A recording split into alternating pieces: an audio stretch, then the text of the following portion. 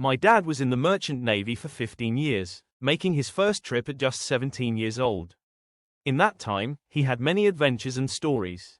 One of those stories made it into the ship's newspaper. Whether it is true or not, I'll leave it for you to decide, but it is just about crazy enough that there is a hint of truth to it. A letter to head office. Dear Sir, it is with regret and haste that I write this letter to you. Regret that such a small misunderstanding could lead to the following circumstances, and haste in order that you will get this report, before you form your own preconceived opinions, from reports in the world press, for I am sure that they will tend to over-dramatize the affair. We had just picked up the pilot, and the apprentice had returned from changing the G flag for the H flag, but being his first voyage, was having difficulty in rolling the G flag up. I therefore proceeded to show him how. Coming to the last part, I told him to let go. The lad, although willing, was not too bright, necessitating my having to repeat the order in a sharper tone. At this moment, the chief officer appeared from the chart room, having been plotting the vessel's progress and thinking that it was the anchors that were being referred to, repeated the let go order to the third officer on the forecastle. The port anchor, having been cleared away but not walked out, ran promptly let go. The effect of letting the anchor drop from the pipe while the vessel was proceeding at full harbor speed proved too much for the windlass brake, and the entire length of the port cable was pulled out by the roots. I fear that the damage to the chain locker may be extensive. The braking effect of the port anchor naturally caused the vessel to sheer in that direction, right towards the swing bridge that spans a tributary to the river up which we were proceeding. The swing bridge operator showed great presence of mind, by opening the bridge for my vessel. Unfortunately, he did not think to stop the vehicular traffic first. The result being that the bridge partly opened, and deposited a Volkswagen, 2 cyclists and a cattle truck on the foredeck of my vessel. My ship's company are at present rounding up the contents of the latter, which from the noise, I would say are pigs. In his efforts to stop the progress of the vessel, the third officer dropped the starboard anchor, but too late to be of practical use, for it fell on the swing bridge operator's control cabin.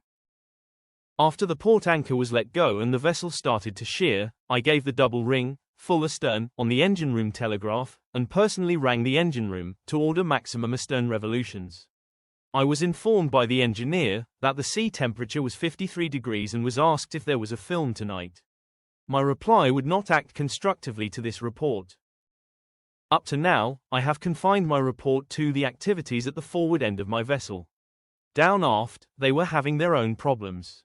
At the moment the port anchor was let go, the second officer was supervising the making fast of the after tug, and was lowering the ship's towing spring down to the tug.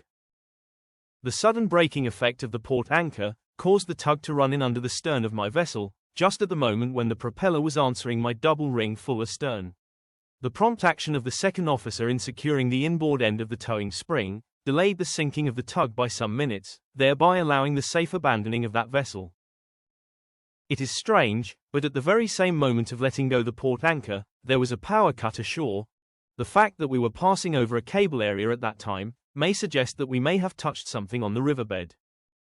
It is perhaps lucky that the high-tension cables brought down by the foremast were not live, possibly being replaced by the underwater cable, but owing to the shore blackout, it is impossible to say where the pylon fell.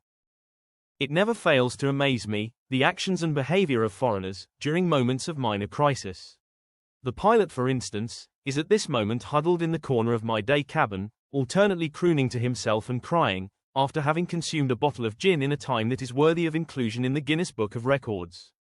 The tug captain on the other hand reacted violently, and had to be forcibly restrained by the steward, who has him handcuffed in the ship's hospital, where he is telling me to do impossible things with my ship and my person. I enclose the names and addresses of the drivers, and the insurance companies of the vehicles on my foredeck, which the third officer collected after his somewhat hurried evacuation of the forecastle. These particulars will enable you to claim for the damage that they did to the railings of number 1 hold. I am closing this preliminary report, for I am finding it difficult to concentrate with the sound of police sirens and their flashing lights. It is sad to think that had the apprentice realized that there is no need to fly pilot flags after dark, none of this would have happened. For weekly accountability report, I will assign the following casualty numbers T750, 101, to T750, 199 inclusive. Yours truly. Name redacted. Thanks for watching. Don't forget to like and subscribe.